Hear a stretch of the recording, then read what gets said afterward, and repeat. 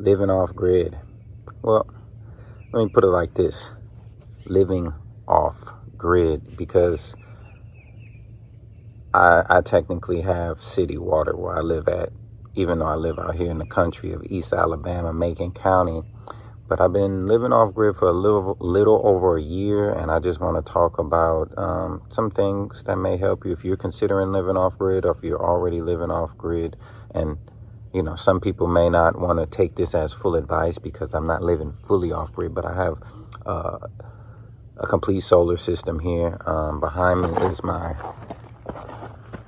shipping container house, 40-foot high cube shipping container house. Just living real simple here off grid, and I'll throw in some photos or video footage here of my solar system.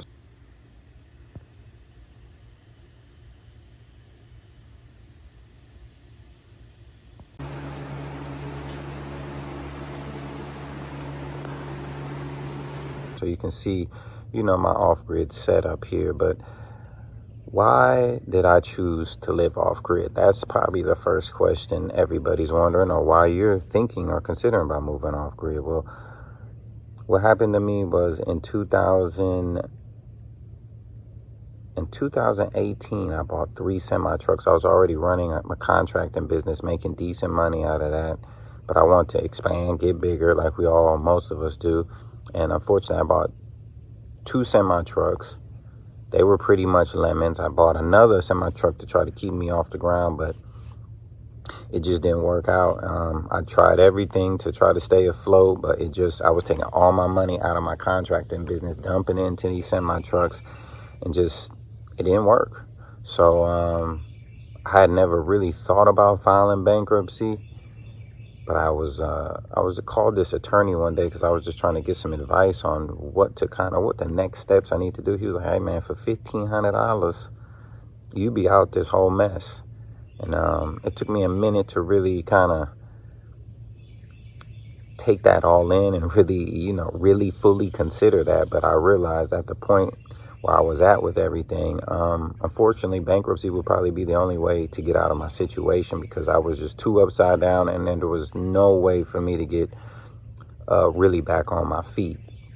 So in 2019, in August, I filed bankruptcy, and I moved back in with my parents. My parents live in the U.S. Virgin Islands, so living there, I've been there multiple times, but living there was very different. It was a unique experience. Worked there for a minute. Then I had an opportunity to go to California to work 6 months out the year on a cannabis farm. So I did that for 3 years straight up in the Sierra Nevada, about an hour north of Sacramento. And doing that farm was off grid. So I learned a lot. Being there. And I got very used to living off grid. I actually remember the first time I left. One of the times I left there, the second year, I left and I was staying in an Airbnb, and they had a big snowstorm up there, and the power went off, and I was just like, what? The power's off, and there's no way for me to turn on the generator or it just was kind of almost like foreign to me, because you always had control of the power. The solar goes off, you got the generator. That generator ain't working, you got another generator. So it just was like, I kind of got entwined and being off grid. So that experience working on that farm really prepped me for the off grid lifestyle. And then, me losing everything and having to move in with my parents was really mentally devastating for me, because I had built so much up. So it was really damn, I lost everything. So I just kept thinking to myself, how can I set myself up to where I can never lose everything again? Even though it may not be much, no one can come repo this or whatever. I would never have to file bankruptcy again. That was my main goal in life. So that's why I worked, bought this house, paid for this cash, paid for this. I have 4 acres here in East Alabama. Everything is paid for. So there's no way for anybody, and my property taxes are so low, it's like probably $40 a year. So it's just like, it's really no way for me to lose anything. All my cars are paid for. Everything's paid for. You know what I'm saying? So my goal was to never be able to lose everything I worked for again. So that was one of my main things of living off grid and just paying for everything and not being in any debt. So that was really one of my other motivations, because as much as I love my parents, I was not raised to live with my parents as a grown person. So yes, I loved the experience. Yes, it was great. I appreciated them taking me in on one of my down moments in life. But yeah, we're not doing that again, my friend. We're not doing that again, So we just I just want to set myself up to where no one can take nothing away from me again. So that was really one of the key components of coming out here. So in other videos, I'm gonna talk about how I worked to make money, to live off grid, and all these things, because I feel like people never really talk about how they make the money to afford this thing. This house here, it cost me $30,000 for the container house. I had it built by a builder. He didn't build it well, so after I got it here to Alabama, I had to probably put another 15, 20 grand into it. The solar system I have, almost $20,000. So it's just also, how do you pay for everything to live off grid? That's another video coming soon. So a couple other things I want to touch on. I got some little notes here. I'm still working because I like to work. And what I noticed with trying to start a homestead, trying to live off grid, trying to grow your own food, things of this nature, it's a fine balance. It's a fine balance. I did have a farm last year. I did not do a farm this year because I just knew I didn't have the time. I have to drive up to Atlanta to work. Sometimes I spend the night for 2 or 3 nights, and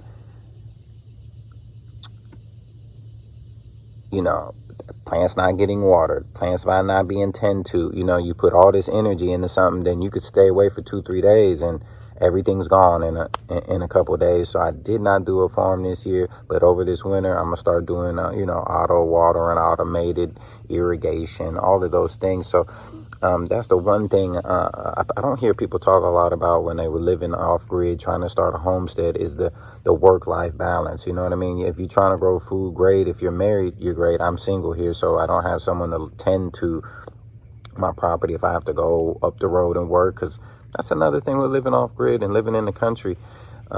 Depending what you do, the work is definitely not going to be as abundant.